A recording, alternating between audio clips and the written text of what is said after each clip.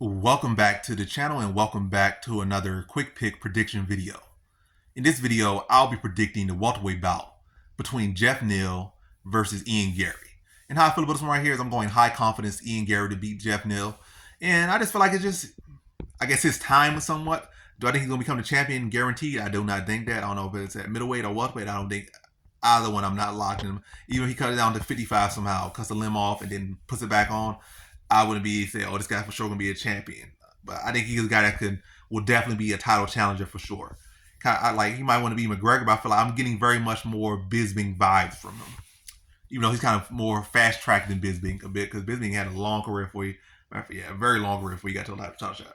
And I'm not saying that Gary's about to get a title shot, nothing, but yeah. But as far as Geoff Neal, I think Geoff Neal got good power, but I don't feel like he adjusts the best. He has okay counters.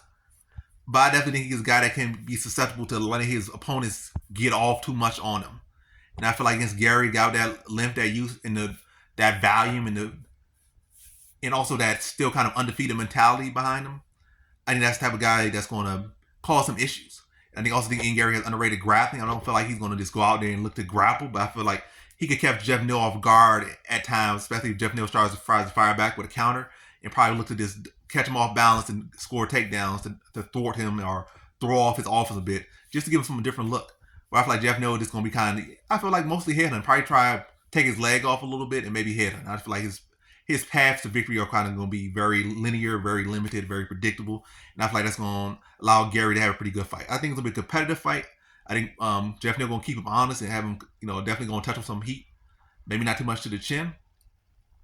But ultimately, I see Garry, a bit, having a bit of a field day out there, doing a lot of offense out there, probably doubling up, doubling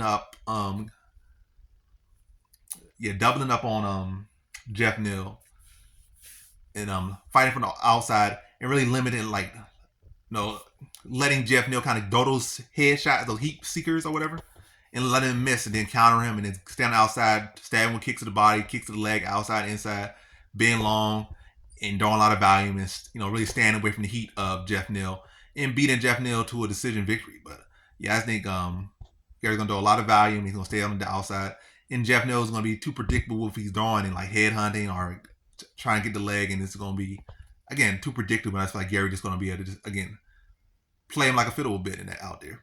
And I think he beats Geoff Neal in a decision victory. So in this one, I got Ian Garry via decision.